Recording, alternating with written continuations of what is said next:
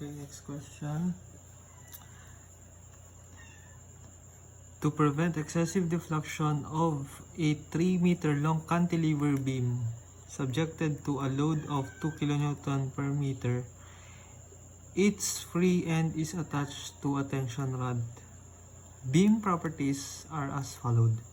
Inertia, ito, 5.12 times 10 raised to 6 mm raised to 4. Basta ganit raised to 4, alam mo yan, inertia yan. Pag squared area, pag cube volume. So, yun.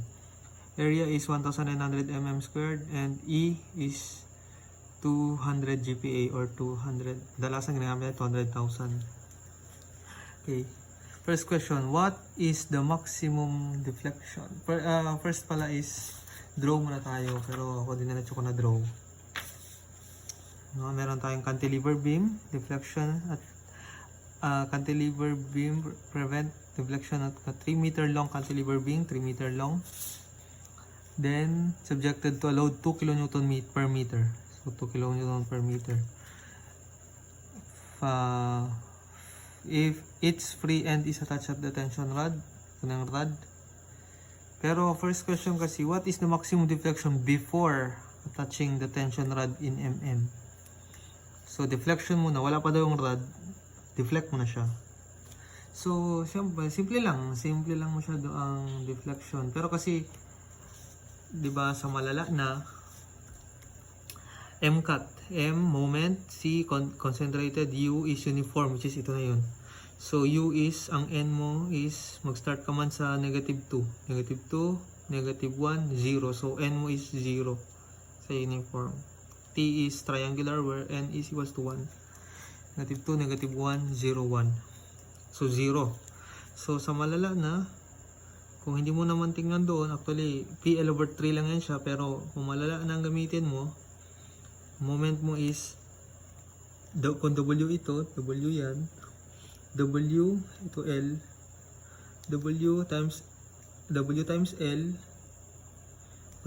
tapos times moment mo pa, sa dulo, so W times L, mukha mong load, tapos i-L half mo pa, kasi mag-moment ka, distance, times L over 2 times malala na M moment na yan, L squared, so ito L squared over N mo is 0 plus 4 EI, so 4 times EI, which ito nagbaba.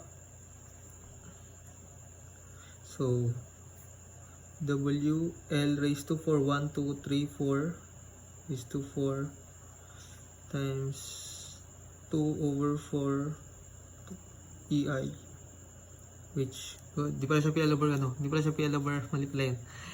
W, L raised to 4 over 8 EI.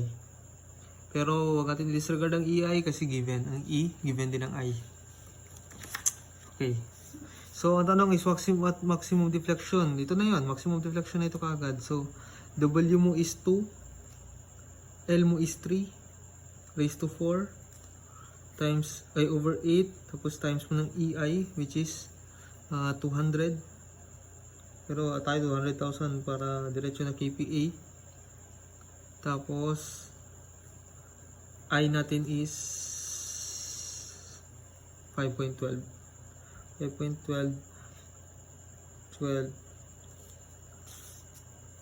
times 10 raised to 6. So maximum deflection, question number 1 is 2 times 3 raised to 4 all over mo sila ng 8 times 200,000 times 5.12 times E times 10 raised to 6. So, ang sagot natin dyan is 19.78. Pero mag-ganun-ganun pa siya. I-times natin to ng 1,000 1,000 cube siguro. Kasi times 1,000 times 1,000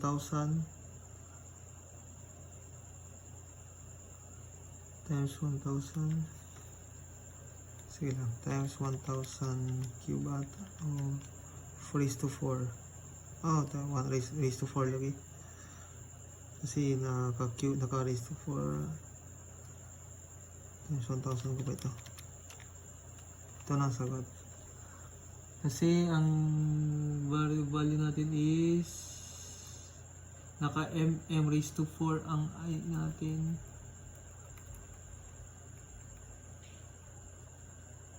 Ang hinahanap. So ito na ang sagot. 19.78. Okay. So question number 2. If the resulting tensile in the rod is 2.5 kN.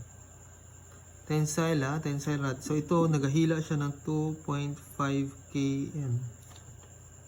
Or meron tayong reaction na parang, hindi siya reaction, pero parang reaction ng galaw niya. Pero hindi siya reaction.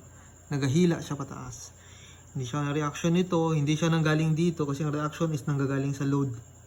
Ang reaction nito ay galing dito, pero ito siya, hindi siya galing dito. Meron talaga siyang attached to the beam.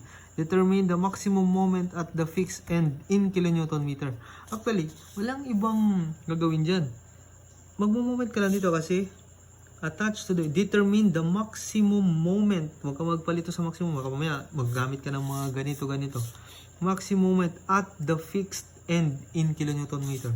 Fixed end. So kunin mo lang, mag-moment ka lang dito sa fixed end.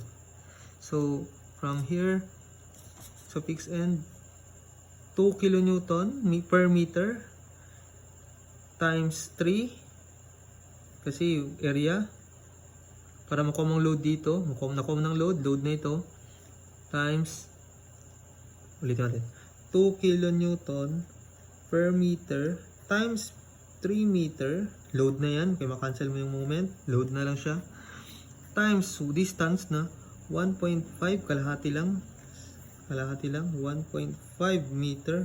So kilonewton meter na siya, moment na siya. So i-plus mo naman siya sa kabaliktaran naman. So minus, kasi laban sila eh. Negative 2.5 kN times 3 distance na, moment arm 3 meters. So ang unit mo dyan is kN meter na. So 2 times 3 times 1.5 minus 2.5 times 3. So ang answer mo dyan is 1.5. Pero kung mapansin mo, ano ang 1.5 mo? Ito 2 times 3 ganyan, tapos minus 1.5. So ano ba? Negative, positive. So itong 1.5 mo dito, moment ng load sa load. Pero kasi dito man, so maglalaban siya. Kung ito load na ganyan, pag ganyan dito, so ito pabawi, lalaban. So ganyan ang moment mo sa fixed end. So negative moment siya. Negative 1.5 kN meter. First answer. So sa third is determine the maximum span moment in kN meter. So moment na naman. If the tension in the rod is 2.5 kN. So maximum span moment. So pag sabi maximum span moment, hanapin mo doon sa span ang moment mo. From there, meron na tayong moment sa, so drawingin ko siya ulit. Meron ka na ditong moment na pag ganyan, 1.5 na ganyan, pag ganyan ang one moment mo. Tapos meron ka pang load, nag-moment din yan. So ito yung natin ulit ganyan.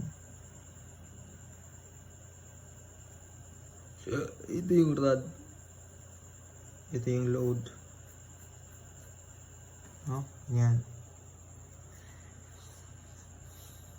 So sabi ko, pag span ang hinahanap, dito sa span, maximum span, dyan na yung nagde-derive tayo. Pero ang kadalasan, ang sinabi natin na shortcut dyan, yung reaction, i-minus mo na lang, i-divide mo siya sa value ng W mo. Kasi ang nangyayari dyan, kakat tayo dito, halimbawa. So, cut natin to. Pero bago ka pala mag-cut, kunin mo muna ang reaction. 2.5, 2. Tapos 3 ito.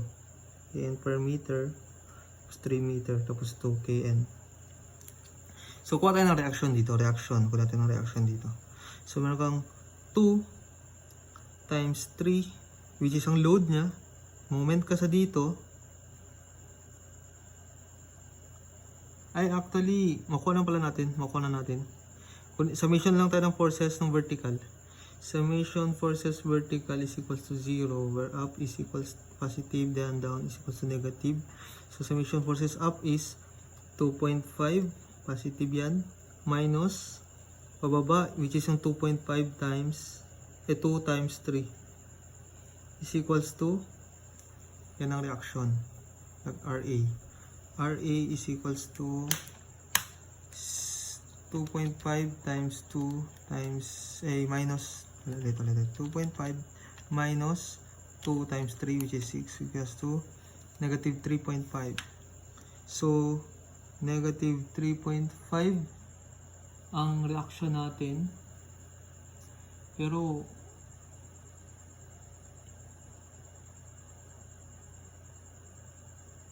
bababa, paakyat. Sige. So, nag-cut na tayo. Ano sabi sa tanong? Ano sabi sa tanong? Tension rod, okay. Paakyat, pababa, 3.5. RA is equal to 3.5. Pero bakit pababa? Sige lang. So, sabi natin, pag nag-cut daw tayo sa section, kinat natin ito ganito, magiging unknown na itong ano natin. Ito na ang x. Magiging unknown na ito. Pero ito siya, height niya 2 kN per meter pa rin. Maging x na itong distance. Hindi na siya 3 but x na. Kasi yung x na yan na ang span ng maximum moment natin. Yan na ang length. Saan mag-maximum moment. Saan nagatamang maximum moment natin. So, sabi natin, kung meron kang R dito na 3.5, ang sinabi ko sa'yo na shortcut dito, ito, i-divide mo dito. So, 3.5 divided by 2 is equals to, yan ang x natin. X. So, x is equals to 3.5 divided by 2. 1.75. X is equals to 1.75. So, x nito 1.75. So, from x is equals 1.75, makakunin na natin ang maximum moment natin. So, maximum moment natin is, ito na, magmo-moment na tayo. Moment ka na dito sa dulo. So, 2 times 1.75, ito lang ang gamitin natin, ito lang. Maximum moment na kasi. 2 is equals to 1.75, which is yung x natin, times distance niya, kasi load pa lang yung nakuha natin, distance niya yung kalahati ng x, 1.75 over 2 is equals to, yan ang maximum moment niya. 2 times 1.75 times 1.75 over 2 equals natin. Ito na ang sagot mo. Ano ba yan? 2 times 1.75 over 1.75 2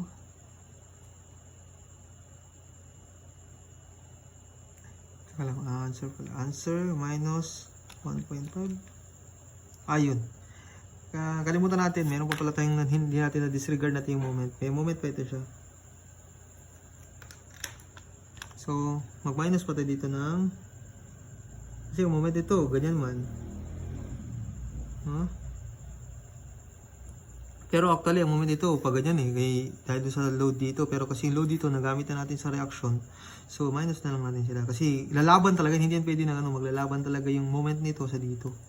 So, minus 1.5 equals to, yan na, 1.5625. Positive moment. Kasi negative moment ito kanina. Hindi ko magkamali. Negative moment siya kanina. Ito. Negative moment. So, ang lalaban sa kanya, positive moment. So, itong positive. Maximum moment. Maximum moment. Moment max pala. Moment max. Ito na. Sa span. Ito ang answer nilang tatlo. First answer, second answer, third answer.